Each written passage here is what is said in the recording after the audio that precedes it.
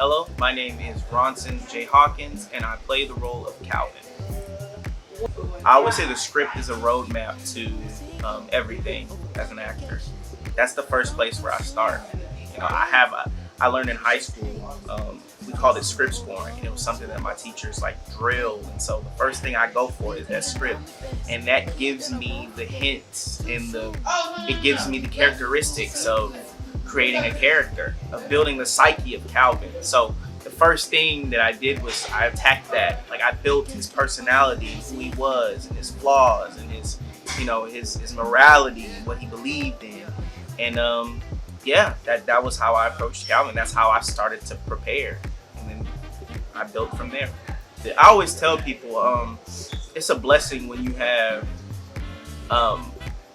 amazing receptive cast members. It's a blessing when you have cast members who listen, because I tell people you're only as good as your scene partner. Whenever you're in a scene, it's not about you, right? It's a circle of communication. So I could be giving you everything I'm giving you, but if you're not giving it back, then people are gonna notice. So you're only as good as your scene partner, and I love the scenes. So kudos to my scene partners. Every scene partner I had, they gave me what I needed, and hopefully I gave them what they needed.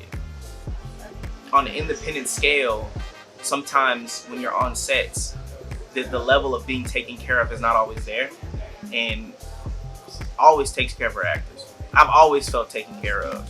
That makes me want to come back to her set.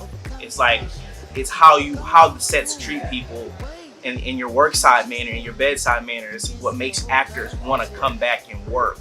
You can be the best, but if you don't have, I call it an artmosphere. If you don't create an artmosphere that's conducive to making everybody feel good about the project, then people aren't going to want to come back. And I've always felt taken care of. So this is where Bully was where I started, right? That was a throwback.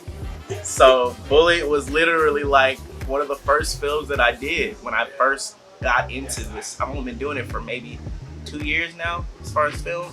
So she's always made me feel welcome. She's always made me feel taken care of. Loved it. The message. A lot of the times when you get to a certain level in the craft,